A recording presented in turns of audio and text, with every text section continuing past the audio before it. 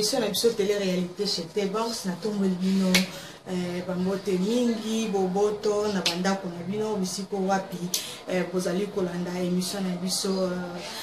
socio-culturelle télé-réalité chez T-Banks, toujours la chaîne na bino o bonaka mingi bonga ya média. En tout cas biso to bebela kibino que tozali wana toujours pour na bino to kolemba te toza wana pour na ko informer bino ko pesa bino ba information oyo ezali ko se dérouler 4 na mboka RDC mingi na kati ya capitale na biso Kinshasa to kolemba te wana pour na ko pesa kabino ba information pour la makambo oyo ezali ko se passer na kati na yango lelo toujours na cadre 4 ya makambo etali social ya mboka biso wana to tambolaki elongo na ndeko na biso cameraman na biso Dimitri Bonganya ozali ko sala biso musala malamu pe musala kitoko po ekomela bino bisiko bozali kolanda biso to koma kibongo na commune ya Lingwala po na bandeko oyo baza ba native ya commune ya Lingwala baza nikili te pesi bino bambote mingi kasi ezali kaka likambo ya bana Lingwala te ezali likambo moko na cadre ya social ya mboka potala kaka so biso to mboka na biso to lingi makambo etambola malamu to lingi bonheur et les meilleurs du pays. Alors il faut biso to dans des cœurs ezalaka likambo ya communauté mais mingi pour na mkola lelo tokendaki vraiment na commune ya Lingwala siko wapi tokutaki ba jeunes talentueux ba jeunes oyo ba sepelaki na bango ko se prendre en charge tala kaka bino moyebi ndenge mokili ezali nango ko se dérouler nini makambo ezali kolekana na Kinshasa ba responsabilité ya ba gouvernement ya mboka ndenge nini baza ko se déconduire baza la bango ko s'en foutre na makambo oyo etali social ya mboka. Alors ba jeune moko botokutalaki na bango basalaki oyo babengaka du porte à porte na ndenge ya mabete na cadre moko social bakendaki koluka mwa pau mwa Congo mwa eloko donc ba outil de travail oyo esalaka mingi mpona kocurer bakaniveau pe mpona kotia propreté na esika oyo bafandi donc environnement quoi. Donc soki na bango décision wana par rapport ya saleté oyo ezalaki ko se retrouver dans l'environnement na bango base décidaki basali ma groupe na bango babi bon biso tokokende kotia propreté na esika oyo tofandi de manière que environnement na biso ezala toujours sain au lieu que et se retrouver malsaine. Nazasio oyo nazokoloba bino mo bozomona ba image na sima na ndenge nini ezali ko se passer le monde bandeko na biso musalo bazali ko sala kasi nga nazali ko beta sete bandeko balandi bino tozala mboka musika bozala possibilité ya ko soutenir ba œuvre ya boye pour la bonne volonté, bonne foi, motema malamu bandeko bazana ngo bandimi, sans les swingi à moto, o ba ken koluka bourgmestre, o ba ken koluka même chef du quartier, o ce qui nani député songolo te, bango ba moni na bango ngo important parce que ce ba ki ata ba ki nani ya ko s'occuper na bango, nani a ko prendre ngo en charge, nani a ko motema iko simba mapona ko soutenir. Ya mwana bango moko bazwa ki décision wana ya ko koluka mama kingani pesa kombo mama kingani pesa rato mama kingani pesa pau pona nini to ça la propreté pona environnement na biso ezala quand même propre et puis et contribuer pour la santé na biso yango wana tosuka kika wana te to tambola kipe tokenaki koluka ma quelques bateaux oyo bazalaki kaka wana na bisika wana na périphérique quand tokaki ko poser bango ba question pona koyeba basali yango pona nini eloko nini motivaki bango ko basala yango pisa biso biyano bolanda pour cameraman na biso Dimitri Bonganya azalaki wana na micro na ye amekaki ko poser bango ba question bolanda na micro ya Dimitri Bonganya.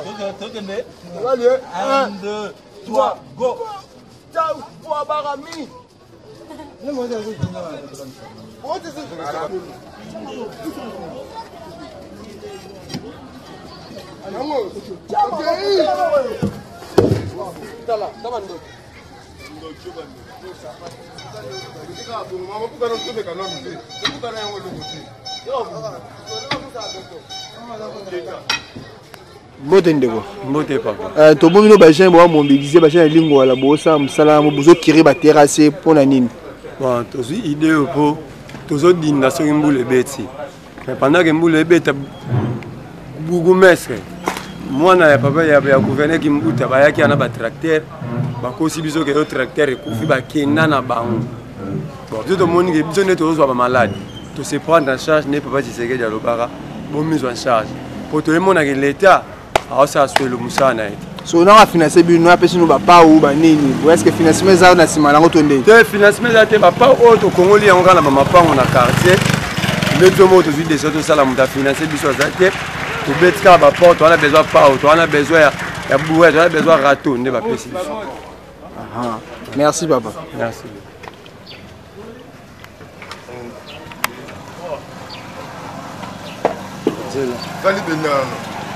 Zali Bene. Na mona ko na kati ya mai za nini? Bon awa ndeza wa. Tuzo simba nyonso salité ou ba faranta nyonso ya batu nyonso. Awa bona. Solution za ka ke quartier to za la kimia. To éviter soki ba bourgmestre ba tiela ka biso. Baza ya lingwa la to ba sala ba transfert ba bourgmestre na éviter. Soki za football. Mais so sala ka solution pour biso nyonso. To paiement. Ninga ba lo ba prenez-vous en charge. Yango to sala ba solution ya charge na biso to za la l'aise na quartier. Bon mais ça sera des bons ya faire. Biso hein. Osana. What David? Donc ba jeune pene à quartier mobilisé pour basa msala o. Gouvernement ba do sunga te, ba député ko lo ba kutu te. Chef du quartier lo moko te, bougumestre ko tout beta du masoro na eti.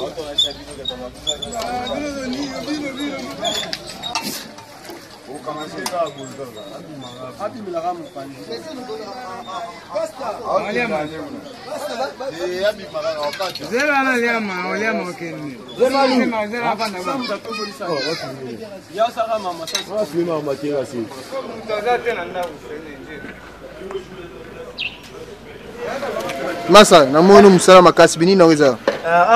To sala pour la quartier na biso, to dinda force mbule beti, moya bimeati, to zeli l'état zoyati. Biso moko to sala na makasi na biso, to sala rapport to fanda kima, so zeli l'état, okota malade okufile, ta pa oyati famille zangi. Na pesi bino mo pour musalo. Mutute, to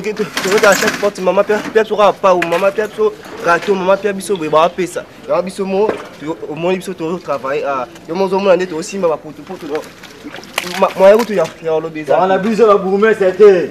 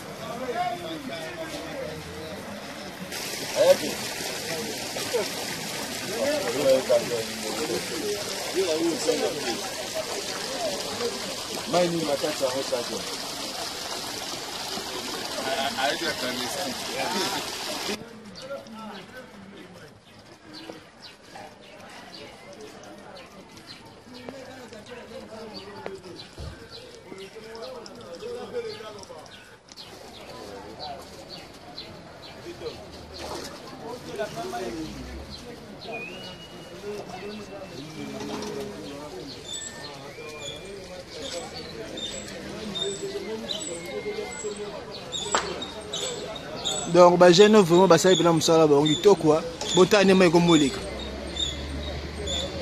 Mabelo tu bozo mono ezaki pena na kati.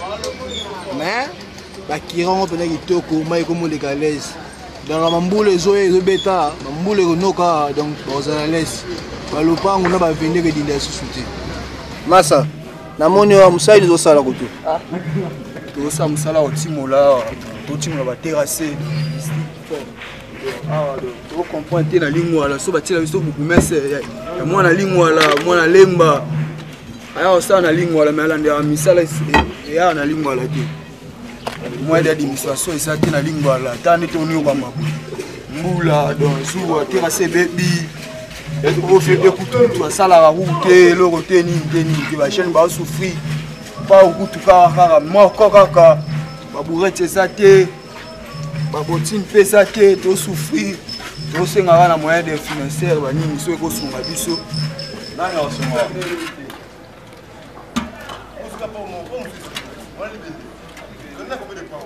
wana bauti kolanda bandeko na biso koloba na mikro ya ndeko na biso Dimitri Bonganya naza sûr que sepelisi bino bandeko balandi boyoki point de vue na bango par rapport ya makambo oyo kasi tozo kosenga mpe lisungi na bino baboza na mikili na bisika oboza kose retrouver bino batoza na mobilité na possibilité ya kosoutenir baœuvre ya boye botala kaka makambo bandeko na biso bameki kosala volontiers bamioki souci baminobilité tokovivre boyoti par exemple na bino batoza na mikili na ocité mingi papa na biso apo Bonganya na Canada papa na GG Kalonda le full boss le grand producteur talaka yo mutu uko financer kalami mutu uko produire concert na biso le kanaki samedi le 12 mai ya papa na biso Josie Kamkuta na mikili kuna yo moko oyebi minga oloba te tala ba œuvre boye bana ya boye baza bana moko oyo ya tia penza maboko pour à la longue yo ebikaka tam suspect na commune na yo natif tam suspect na bisika mususu ceux qui baza bien formés ceux qui bazali penza na tous les atouts en tout cas bazala kaka motivé et là on se tenga la motivation ceux qui kaka motivation ezali na yango en tout cas tout est possible bino moko oyebi mboka na biso ba irrégularité trop ba irresponsabilité trop na part ba gouvernement moyen ko tout le belango ezate to ke no beta porte pas nani to ke no lobela et pas ya nani bino moko mona ka biso na kate émission na biso oyo to baki to kolemba bango te to kolemba bango te za musala na biso en tout cas to ko no fouiller la bino kaka ba information to ko sala tout de manière en sorte que bino bozala tout le temps informé bozanga ata eloko moko te ozali na titre d'information pour na mboka tala kaka bozanga musika ta mususu ma stress ozoko nomi yeba omituna kuna ndenge nini mais biso na cadre émission oyo télé réalité chez T-Banks to bakité en tout cas to charge voilà to s'engager qui to resala tout de manière en sorte que bino bozala tout le temps informé bozala informé na makambo ezali ko se passer na kati ya mboka na sur bolandi bandeko na biso mais ezala na ngomba la boso to ya suka te to ko fouiller kaka susu ba information soki ezali possible papa Emi Kitete yo yebi na kata France yo pe natif alingwala te ata na mwa ko likola ba 24 kuna mais ezaka commune na yo yebi na pesi ba mbote mingi na ma copine na nga privé Bibi Shoalelu na kati ya Turquie na Istanbul maman na louange na pesa ba gros bisous le mo yebi mingi ko lobatela naka mingi émission ayo bikaka sala ngama bien na bakati ba Kinshasa awa nazala mo ba pe belé bikaka tadaka famille munene famille za munene mi famille Bonganya na pesa ba mbote famille bien tantu na bingwala kuna mingi ba côté ya Uleri famille bien tantu la famille na ngai donc na pesi mbote mingi na ba côté na nga parler kuna donc oyebika na bana nga mote nazala baleki na nga baleki na ngai Popol Bonganya zali yaya na bango a big mama Jo ya Jo mi Facebook kota na Facebook mona ya Jo Jocelyn Makomuna vrai chéri utara mona ga T-Banks utara so luki Jocelyn Makomuna mona vrai chéri vrai nana donc toza wana tolemba te na cadre de mission toza kaka pour kopesa de information to lobela to lobela ta Kinshasa salubrité leki bandeko nanga bao bazana tifani ngwala boyebi kan fungola Uleri zokende vers Gombe kuna donc mystique mbule mekaka konoka wa bandeko balandi na ebisi bino moyeti oyo mai lizi bakutu peut-être ya kalamu mamukie mayo wapi donc route comme véritablement impraticable donc il tout stationné donc mystique hein mboka mobimba tout ça en pleine capitale hein ma plein mais ce qui était quand on image au moment de l'autre ce qui de qu'on a biso Dimitri bonganya akozana na temps na caméra na ye akomemaka biso kaka na ba site wana autotangela bino pour que le monde a bien pour visualiser oyebi que te bon azawana pour na bino ba vérité te bon simi lo kutate ezaka wana pour na otalisa rabino ndenge nini makambo eza ko se passer na kati ya mboka na biso Kinshasa en tout cas na mingi bino makasi na mingi bino mingi bolemba ngate na lobaki tout le temps ce qui suggestion ezali ce qui remarque ce qui peut kamwa koloba moto moko pa sepeli na réalité te bon sera na mona que skata il fallait que ça la bouer il fallait que zone ça bouer ah naza na wana oyamba na donc bien surtout déjà pour la bonne émission et puis pour l'épanouissement ya chaîne na biso bongana média en tout cas na pesi bino ba gros bisous et dit que très prochainement tous amis ngana za wana na lobela kalika moko mokoti dans ce bol ba ça va focaliser na note ngana za angle tout ngai so ye o politique naza o kama ko religieux naza o yana makamangule naza na ngai ngana lokotaka nyonso po eza émission socio-culturelle donc biso wana tozana pona kosangisa akamutu tokutana na ngo ezo pesa pasi na mboka ya monde to lobelaka en tout cas na pesi mino ba mbote mingi botika la brancher bo s'abonner botala la chaîne na bino en tout cas na te banks na bino o se pelaka na mingi en tout cas na pesi mino ba gros bisous mokolo malamu nyonso leka malamu epa na bino bye bye.